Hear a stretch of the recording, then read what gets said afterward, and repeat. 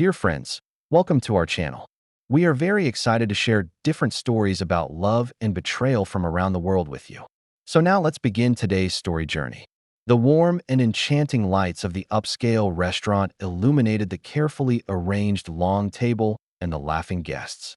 Mark stood at the restaurant entrance as his father's doctor's low voice came through the phone, telling him that his father's condition had worsened again.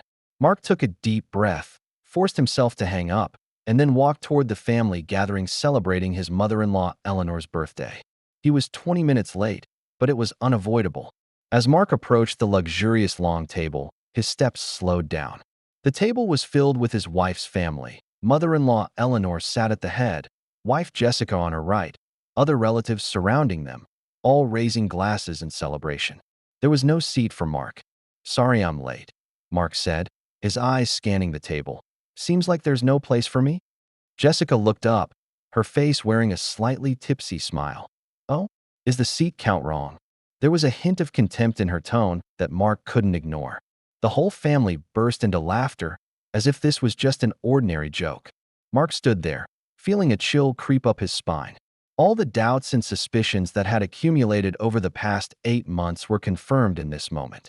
He calmly said, "Seems like I'm not considered part of this family anymore." Then he turned and left the table, ignoring Jessica's panicked calls behind him. He walked out of the restaurant, sat in his car, fingers lightly tapping on the steering wheel.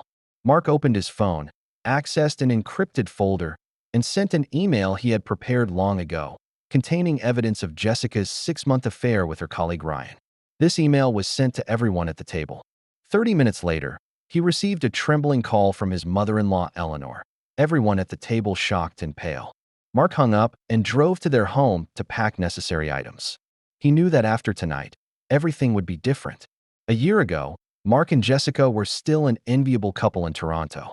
Mark was a partner in a successful architectural firm, focusing on sustainable urban design. Jessica was a senior executive director at an international marketing company, responsible for several important clients in North America. Their marriage was built on mutual respect and support, and they had enjoyed 8 wonderful years. The call that changed everything came on an ordinary Tuesday evening. Mark's father had been diagnosed with late-stage pancreatic cancer, expected to have less than a year to live. This news shocked Mark, who had always been close to his father. "You need to tell Jessica," Mark's mother said softly on the phone. "You can't bear this alone." But Mark, looking at Jessica, who had just finished a conference call and was preparing for an upcoming important proposal, decided to remain silent for now. Jessica was at a critical point in her career, competing for a senior position she had always dreamed of. Adding such family pressure seemed unfair. "Just work stuff," Mark answered Jessica's inquiry at the time. "Nothing important." In the following months, Mark began living a double life. During the day, he was a professional and efficient architect, while at night and on weekends, he frequently visited the hospital, accompanying his father through chemotherapy and various treatments. Fatigue and grief began to affect his mood and energy, making him quiet and sometimes absent-minded. Jessica noticed these changes. At first, she tried to ask, but Mark always gave vague answers, attributing it to work pressure. Jessica began to wonder if there was a deeper problem, whether their marriage was cracking. But she didn't inquire further, instead throwing herself into work, filling the gaps in family life with career achievements. During this critical period, Ryan appeared in Jessica's life. As the company's newly hired sales director, Ryan was charming and sociable.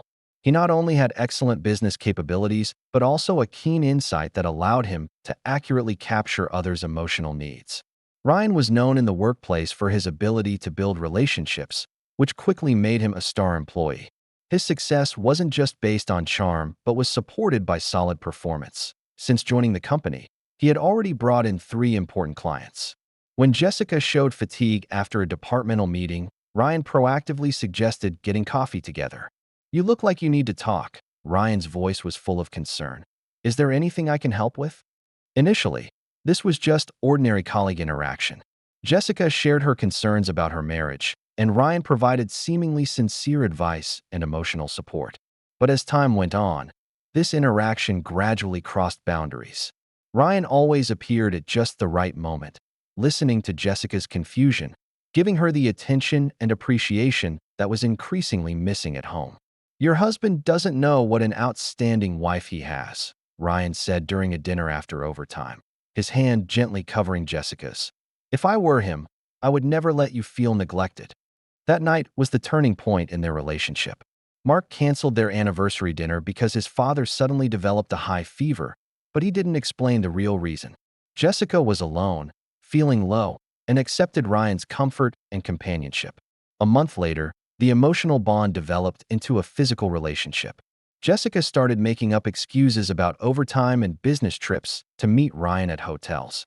She changed her phone password and reduced intimate contact with Mark. Deep inside, she justified her behavior with Mark's emotional distance. "He doesn't love me anymore," Jessica told Ryan. "There's no passion between us anymore." Ryan fully accepted these words while cleverly deepening Jessica's dissatisfaction with her marriage. "You deserve better," he often said. "You deserve a relationship where you're truly treasured." However, Ryan never mentioned long-term commitment, always skillfully avoiding Jessica's questions about the future. Meanwhile, Ryan was managing multiple relationships simultaneously. He was a master of time management, arranging dates without a hitch. He showed unique attention to each woman, making them feel specially treated.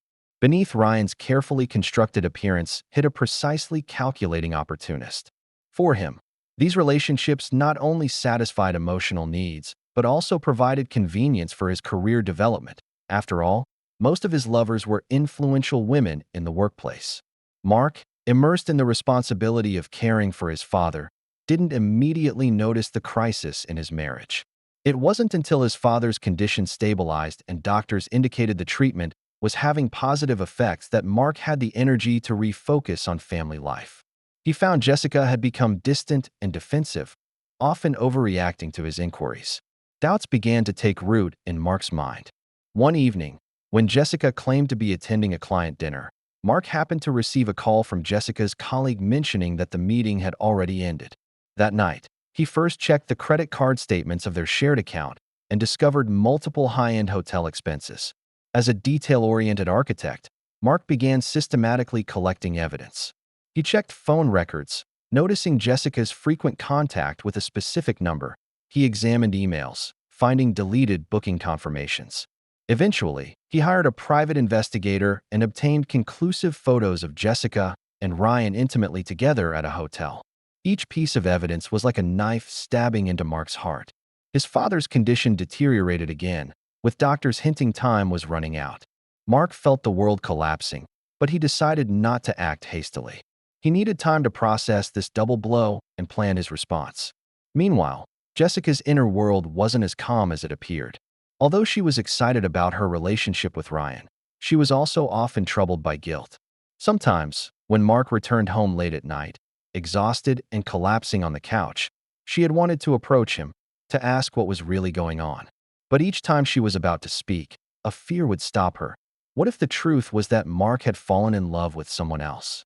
What if he had lost interest in her? So, she chose another form of escape, investing more time in her relationship with Ryan. Part of Ryan's attraction was his understanding and support for Jessica's career. "I admire your ambition," he often told her. "Your talent deserves more recognition." This kind of affirmation was missing in Jessica's current marriage, making her increasingly dependent on interactions with Ryan for confidence and satisfaction. Mark consulted a divorce lawyer, understanding his rights and options. He began preparing divorce documents while ensuring financial security. He discovered that Ryan was not only involved with Jessica, but also maintained a relationship with another woman in the company, using similar emotional manipulation tactics. Mark's investigation work was meticulous and discreet.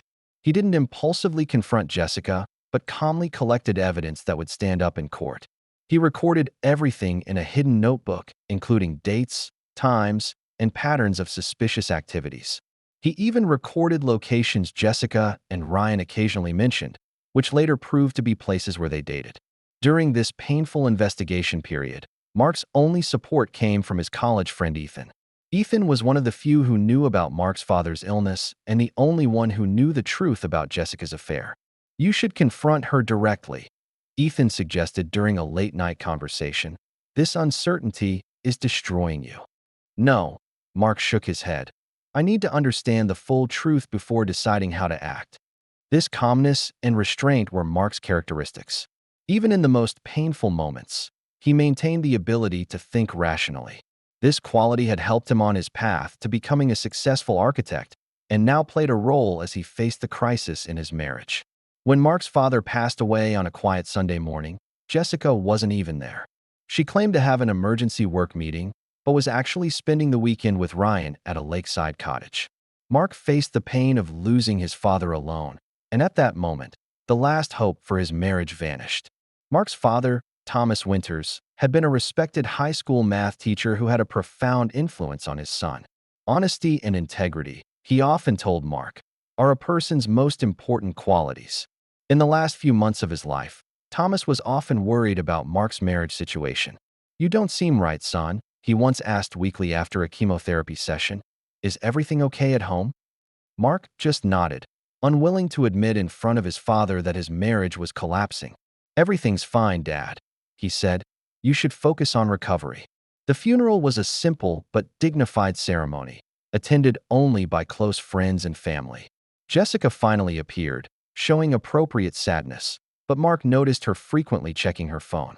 When she claimed she needed to leave early to handle a work crisis, Mark showed no reaction. He already knew she was going to meet Ryan. A week after the funeral, Jessica's mother Eleanor contacted Mark, inviting him to her birthday dinner. "The whole family will be there," Eleanor emphasized, her tone carrying a meaning Mark couldn't interpret. Mark agreed to attend, knowing this would be the perfect opportunity to reveal the truth. Eleanor had always had reservations about Mark. As a conservative, traditional woman, she had never fully accepted Mark as a son-in-law. In her eyes, Mark's artistic temperament and concern for social issues didn't match her definition of a successful man. Despite Mark's career success, Eleanor still often subtly belittled his achievements at family gatherings. "Is architecture really a stable profession?" she once asked at a Thanksgiving dinner. "Not as reliable as finance or medicine, right?" This underlying hostility had kept Mark in a polite but distant relationship with Jessica's family. This is also why, when discovering there was no seat for him at the dinner, he immediately determined this wasn't accidental but a planned exclusion. Mark carefully prepared the evidence to display, ensuring each item was irrefutable. He waited near the restaurant until he received the call from his father's doctor, confirming that estate-related documents were ready. This call made him 20 minutes late, just in time to walk into a family gathering with no seat reserved for him. Now, as Mark left the restaurant, he knew the evidence in the email was causing a shock at the table. His phone kept vibrating, but he didn't respond. Mark drove home, ready to face the coming storm. This dinner without a seat became the starting point of the end of his marriage. Jessica staggered through the door, her makeup smeared by tears. She found Mark calmly packing clothes into a suitcase. "How could you do this?" Jessica's voice trembled. "Humiliate me in front of everyone?" Mark turned around, his eyes calm and determined. "I was the one without a seat. I was the one betrayed." "What reaction did you expect?" "You don't understand." Jessica was almost screaming. "If you knew how lonely I was, how much I needed someone to listen, to understand me." "My father had cancer." Mark's words fell like a heavy hammer. These past 8 months, every so-called overtime, every social engagement, was me accompanying him for treatment. And you didn't even notice my pain. Jessica was instantly speechless, looking at Mark in shock.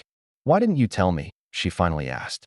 "Initially, it was to not disturb your work. Later," Mark smiled bitterly. "Later, it was because I discovered you were already seeking comfort in Ryan's arms."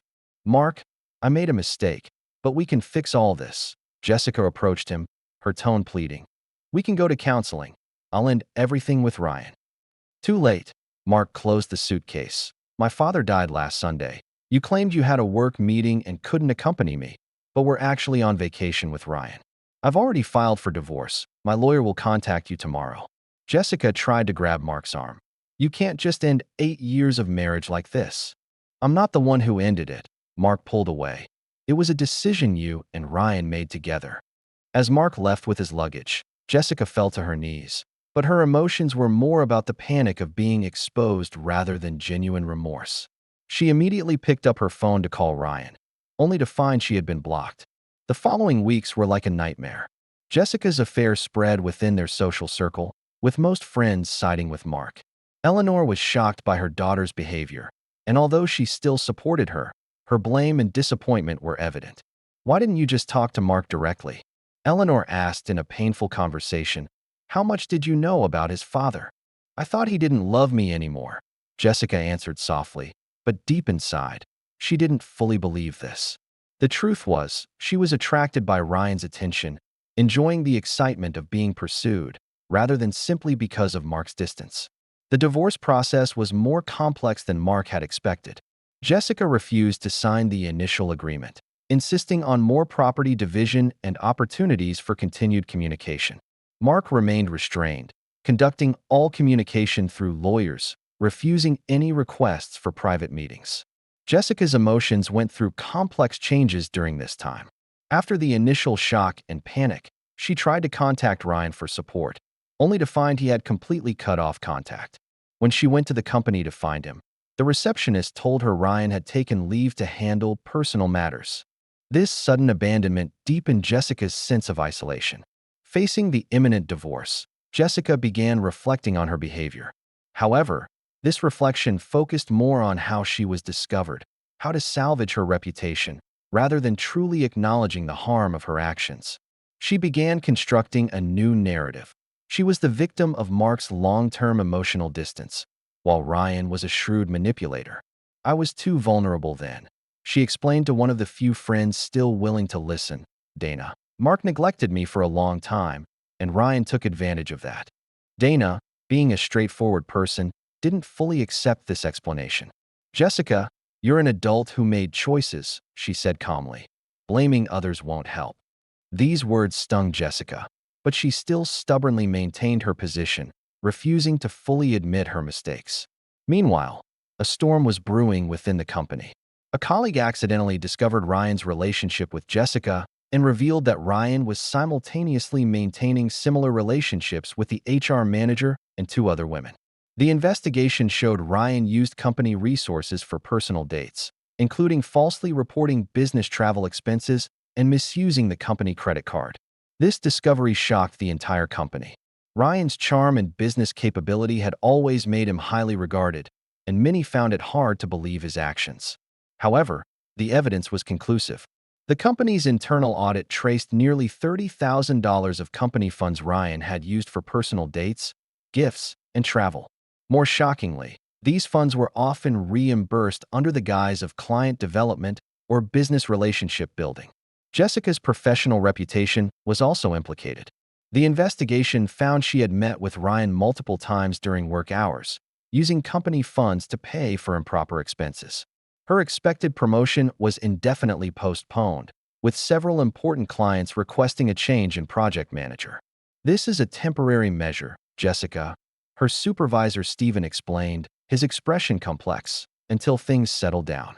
But Jessica could read from his averted eyes that this was likely permanent damage. Colleagues' attitudes also underwent subtle changes. Once enthusiastic greetings became awkward nods, lunch invitations no longer appeared, and seating arrangements in meeting rooms always isolated her in a corner. Jessica painfully realized that she had lost not only her marriage, but also her professional dignity. Ryan faced more serious consequences. The company fired him for misconduct and creating a hostile work environment. He tried to contact Jessica for support, but found she no longer answered his calls. For Ryan, this incident was not only a professional setback, but also exposed his long-term pattern.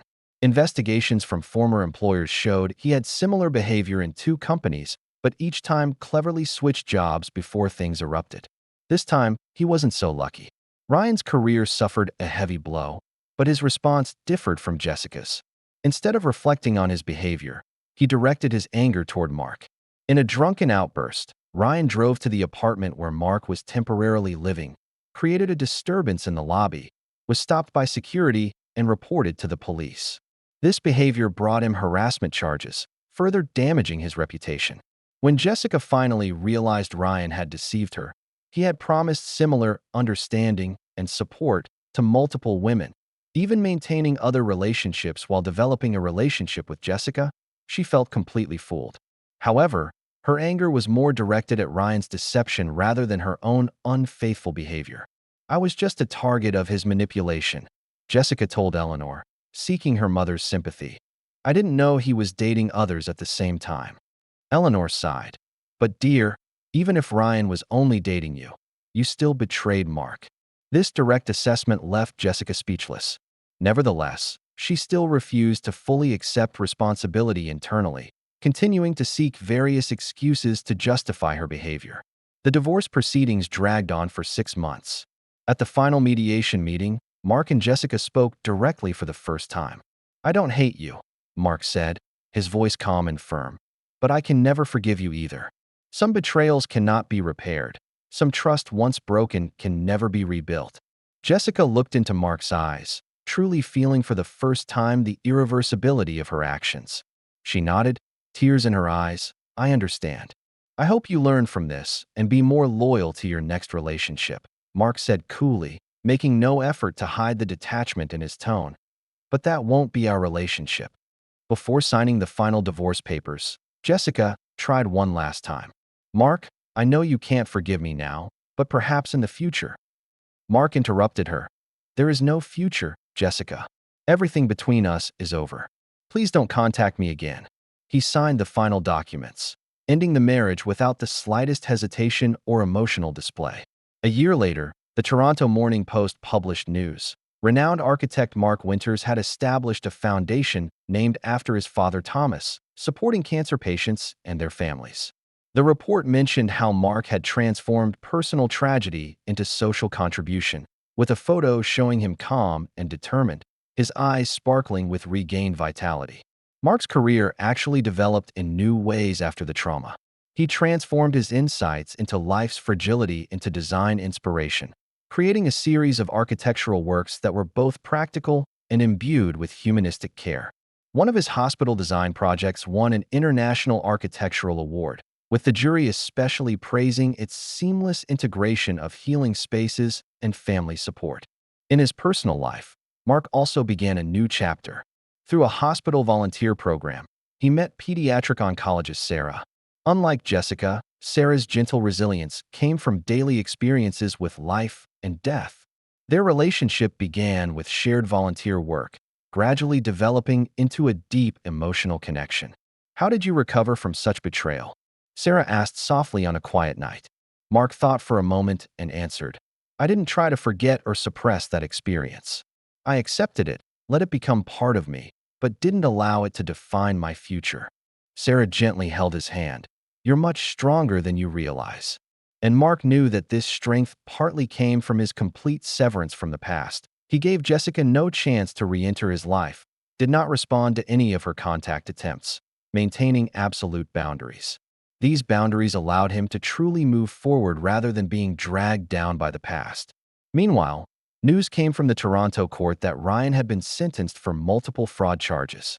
The investigation had gone beyond workplace misconduct, revealing his pattern of systematically manipulating women for economic gain. Evidence showed Ryan had induced at least 5 women to jointly invest in a fictitious startup project, fraudulently obtaining nearly $200,000 in total. When Ryan stood in court, his former charm was completely gone. He was pale, his eyes evasive, and he almost collapsed when the judge announced a 3-year prison sentence. Media widely reported on this case, describing Ryan as an emotional predator and a modern conman.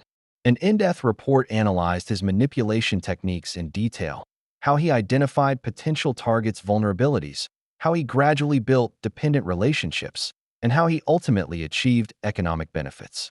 Jessica was mentioned as one of the victims, although the report also noted her extramarital affair. Jessica saw these reports and felt complex emotions. On one hand, she felt a certain degree of relief at being publicly described as a victim. On the other hand, she couldn't ignore the harm she caused Mark as a perpetrator. But she still hadn't fully accepted her responsibility, attributing most of the fault to Ryan's manipulation and Mark's emotional distance. Professionally, Jessica's reputation suffered permanent damage. Some clients refused to work with her, and colleagues' trust was difficult to rebuild. She eventually left the company, accepting a lower position in another city, trying to start over. After moving to Chicago, Jessica attempted to rebuild her life. She rented a small apartment, far less luxurious than the home she had shared with Mark. Every morning upon waking, she would temporarily forget the past, then reality would flood back like a tide. She had lost everything, all because of her own choices. Jessica tried to fill the emptiness inside through dating, but each new relationship ended due to her defensiveness and inability to trust. "I need time," she often told new partners, but in reality, she couldn't truly face her own issues. "You need to acknowledge your mistakes," her therapist said bluntly in a session, not as a victim, but as an adult who made choices. Jessica nodded, but internally resisted. Acknowledging full responsibility meant facing unshiftable guilt, which was too painful. One evening, while browsing social media, Jessica accidentally saw Mark and Sarah's engagement photos. In the photos, Mark was smiling brightly, his eyes sparkling with happiness she hadn't seen in a long time. At this moment, something broke within Jessica. She finally realized that Mark had completely moved beyond her shadow, while she was still bound by the past. In a rare moment of clarity, Jessica admitted that her actions had not only hurt Mark, but also ruined her own life. She wrote a long letter to Mark, not seeking forgiveness, but expressing that she finally understood the consequences of her actions. However, after writing it, she didn't send it. She knew Mark had clearly stated he didn't want any contact. Instead, she put the envelope in a drawer as a reminder. Some mistakes carry a lifetime cost. In the new city, Jessica often recalled that dinner without a seat and the subsequent events. She understood that moment not only exposed her betrayal, but also revealed her failure as a wife. Not truly paying attention to and understanding her husband, not building enough trust for him to share his pain. Eleanor, during a rare visit, told Jessica, "Mark is doing well now. He and Sarah are getting married, and his firm just won a big project." Jessica forced a smile. "I'm glad to hear that." But the bitterness in her words couldn't be disguised. After Eleanor left, Jessica sat alone on the balcony, contemplating the irony of fate.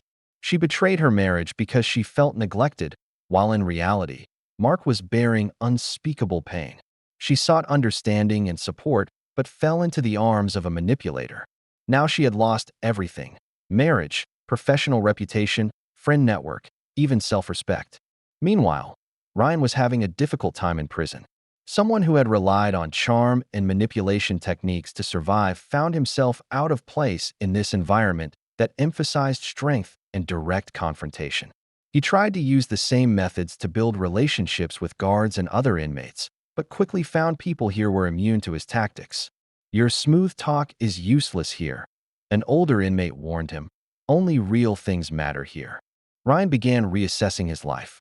In the long hours of solitude, he was forced to face his behavior patterns and the harm he caused others. However, even in reflection, he still attributed more responsibility to childhood misfortunes and social injustices rather than his own choices. When Ryan was finally released, he found the outside world had closed its doors to him. No company was willing to hire a salesperson with fraud convictions, and social circles avoided him. He had to accept low-paying jobs, living in a shabby apartment on the city's edge, far from the luxury life he once enjoyed. Sometimes, during sleepless nights, Ryan would think about how life might have been different if he had made different choices. But these thoughts were quickly replaced by a desire for material success. He began planning new projects, seeking new targets, as if he hadn't learned any lessons from the past. Mark, on the other hand, emerged from the shadows. His architectural firm gained international recognition for an innovative, sustainable housing project, and his cancer foundation helped hundreds of families. He learned to share pain and seek support, which helped him build a healthier relationship with Sarah. "I'm no longer afraid of vulnerability," Mark stated in an interview with the Thomas Winters Foundation. "In fact, vulnerability makes us more human, more able to establish real connections with others." In his relationship with Sarah, Mark never hid his emotions or concerns. When facing pressure or difficulties, he would express directly, rather than bearing them alone as he did in the past. This openness created a safe space where both could exist authentically, without hiding or pretending. "You taught me the possibility of trust," Mark said when proposing to Sarah, "when I thought I could never trust anyone again." Sarah smiled as she accepted the ring, understanding the preciousness of this trust. You also taught me the importance of firm boundaries and self-respect, she responded. On a quiet Sunday afternoon, Mark received an email from Jessica, their first contact since the divorce. I don't expect forgiveness, Jessica wrote. I just want you to know that I'm truly sorry for the hurt I caused you. I wish you and Sarah happiness. Mark read the email and deleted it without any response. Outside the window, the sunset painted the sky golden, and a new day was about to dawn. He turned and walked toward the kitchen, starting to prepare dinner. Sarah would be hungry when she returned from her shift today. For Mark, the past was completely over, and he chose to focus on present happiness and future possibilities. Jessica and Ryan's story became a closed chapter in Mark's life. Not because he forgot, but because he chose not to let that experience continue to affect his present and future. He set clear boundaries, refusing any contact or emotion that might pull him back to the past. In Mark's view, some betrayals are too deep, and no apology or reparation can erase them. The only response is complete severance and moving forward. This is not out of hatred, but out of self-protection and respect for a new life. When Mark and Sarah held their wedding in a sunny June, he was surrounded by people who truly cared for him, friends who supported him in the darkest moments, family who understood his value, and a partner willing to build an honest relationship with him. He finally understood that the dinner without a seat wasn't an endpoint, but a starting point toward a more authentic life. If this story resonates with you, please don't forget to like, share, and subscribe to our channel for more wonderful content. Looking forward to seeing you in our next story.